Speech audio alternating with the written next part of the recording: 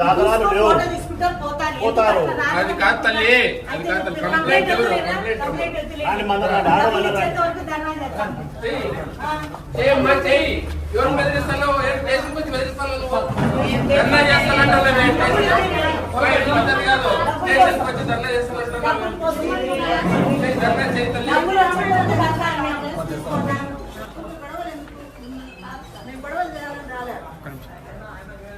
గొడవలు చేయాలని రాలే. వాళ్ళకి ఫోన్ అయినా చేయండి చాలు. అది నేను చూసుకుంటాను. మా ఇన్వెస్టిగేషన్ ఎప్పుడైనా ఈ పోలీస్ స్టేషన్ లో లెక్కల కోసం వైఎస్ఆర్ కాంగ్రెస్ పార్టీ వాళ్ళు తెలియజేయడం కోసం చూపించి లెక్కలు కట్టాలని చేస్తే మాత్రం ఆ రోజు మేము అంగీకరించాం. ఇంత విధంగా మాట్లాడారు, ఆ రోజు చాలా కఠినమైన మాటలు మాట్లాడతాం.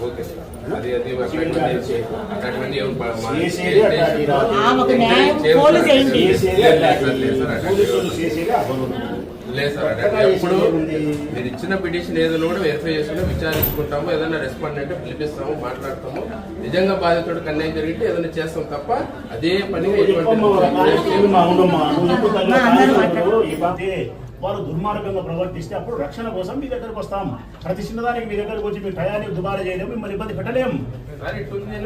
ఇప్పుడు చెప్పినాం కదా, ఇప్పుడే పంపలు అంటుకోలే, ఇప్పుడు ఏమి పంపలు అంటుకోలే. ఇప్పుడు చెప్తాను, అడిగినాము వాళ్ళు ఇయ్యలే, మీ దగ్గరకు వచ్చినాము. మేము షెడ్యూల్ అయితే ఇప్పుడు ఏం చేయాలా? మాకుండే బలానికి ఏం చేయాలా? మాకుండే బలానికి అడిగి పోవాలా? అడిగి పోకుండా అడిగి వచ్చినాం, ఈడికి వచ్చినాం. అంటే అర్థం ఏమని? గౌరవం ఉంది. చట్టం అంటే హింసకు దూరం, చట్టం అంటే గౌరవం, పోలీసు వాళ్ళ మీద నమ్మకం. చేయిపా, చేస్తే నీకు చాలా గొప్పి సన్మానిస్తా. రేపు మళ్ళా వస్తా, నాకు సమాధానం చెప్పు.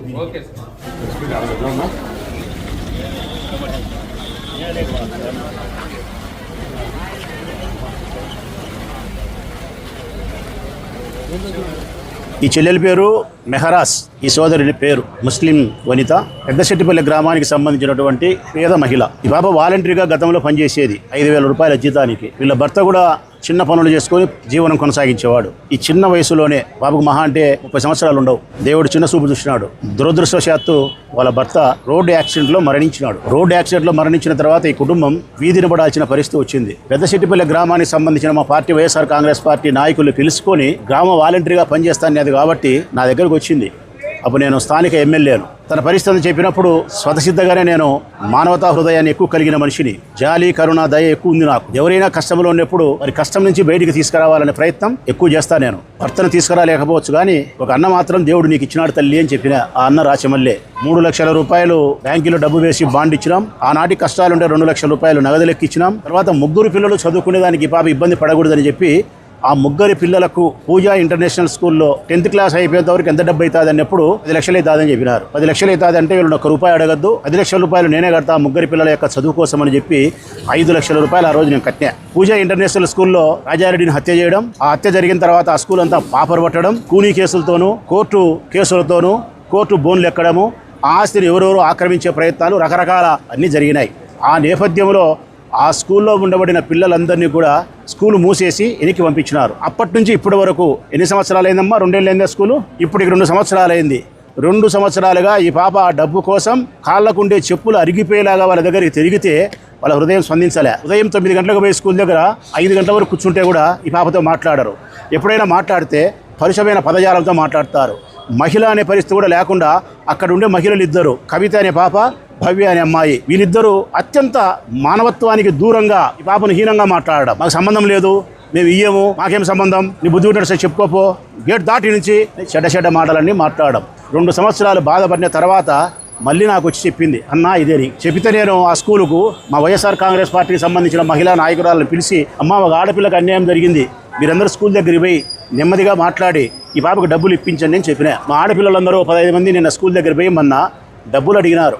అడిగితే ఈ పాపను మాట్లాడినప్పుడు పరుషమైన పదజాలంతో ఎట్లా మాట్లాడినారో అంత రెండింతలు ఎక్కువ మాట్లాడినారు. మళ్ళా నిన్న ఈ 15 మందిని కూడా అసలు లెక్కాచారం లేకుండా మాట్లాడినారు. గేట్ దాటి నుంచి ఇంకా చెడ్డ మాటలు మాట్లాడినారు. అది అయిపోయిన తర్వాత ఘర్షపాటి లక్ష్మీదేవి గట్టిగా మాట్లాడిందని చెప్పి మళ్ళా రూరల్ పోలీస్ స్టేషన్కి వచ్చి ఆ పాప మీద కంప్లైంట్ ఇచ్చినారు. కంప్లైంట్ ఇచ్చిన వెంటనే పోలీసు వాళ్ళు ఘర్షపాటి మీద కంప్లైంట్ రిజిస్టర్ చేసినారు. ఇది జరిగినది ప్రజలారా. ఇప్పుడు మేము పోలీస్ స్టేషన్కి వచ్చి ఏమడుతున్నామంటే 2 సంవత్సరాలుగా ఈ పాపను బాధ పెట్టే వైనము, ఈ పాపకు రావాల్సిన సుమారు 4 లక్షల రూపాయల డబ్బులు ఇవ్వకుండా మోసం చేసిన వైనాన్ని, నిన్న డబ్బులు అడగనిపోయినప్పుడు దుబారగా దుర్భాషలాడిన పరిస్థితిని పోలీసులకు చెప్పి ఒక కంప్లైంట్ ఇచ్చినాం. ఈ కంప్లైంట్ ఆధారంగా వాళ్ళ మీద మోసం చేసిన కేసు, దుర్భాషలాడిన కేసు రిజిస్టర్ చేసి మానవతా హృదయంతో వాళ్ళని పిలిపించి ఈ పాప పిల్లల యొక్క చదువుల కోసం మాకు రావాల్సిన డబ్బు ఇప్పించండి అని చెప్పి ఎస్ఐ గారికి కంప్లైంట్ ఇచ్చినాం.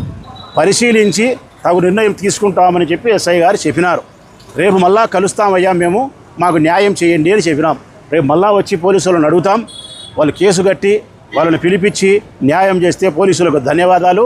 ఒకవేళ పోలీసు వాళ్ళు కేసు కట్టి డబ్బులు మాకు సంబంధం లేదు, మేము రాబట్టలేము అంటే కనీసం ఆ డబ్బులు రాబట్టుకునే దానికి వాళ్ళ ఇంటి దగ్గరికి, స్కూల్ దగ్గరికి మేము పోతే, శాంతియుతంగా మేము పోయి డబ్బులు అడిగితే, వాళ్ళు మమ్మల్ని దుర్భాషలాడి మా ఆడవాళ్ళను మాట్లాడినప్పుడు మేము అక్కడే బైఠాయించి నువ్వు లెక్కించేంత వరకు పోవమ్మా, ఇన్నే పోదని పనుకుంటామని అక్కడే ఉంటే అప్పుడు కూడా కేసులు పెడతామని పోలీసు వాళ్ళు మాట్లాడితే అన్యాయము. మీరు కేసు కట్టండి, వారిని పిలిపించండి, మానవతా హృదయంతో డబ్బులు ఇప్పించండి, సమస్యకు పులి స్టాప్ పెట్టండి.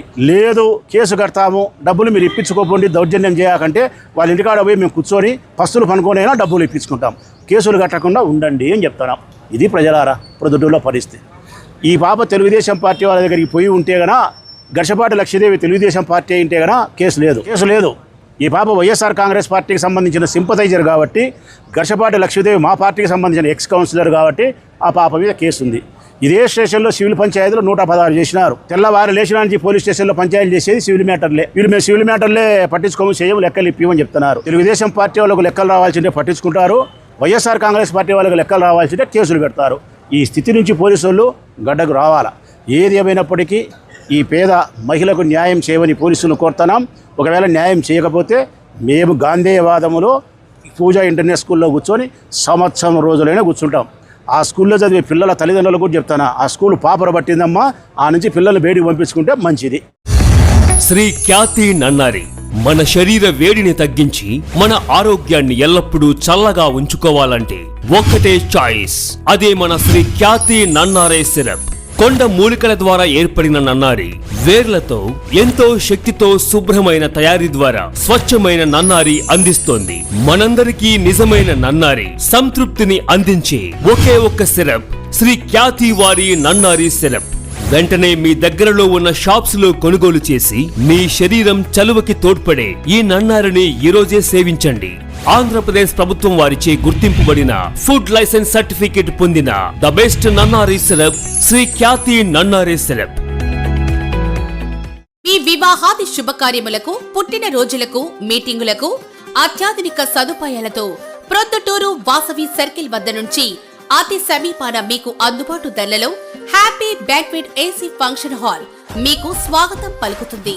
మా ఫంక్షన్ హాల్ నందు వంట సామాగ్రి మరియు విశాలమైన కార్ పార్కింగ్, అతి తక్కువ మెయింటెనెన్స్ ఖర్చుతో ఏ ఫంక్షన్ అయినా మా happy banquet AC function hall నందు జరుపుకొని ఆనందాన్ని పొందండి. బుకింగ్ కొరకు సంప్రదించండి. మా సెల్ నంబర్ 9100600238 7799 000211.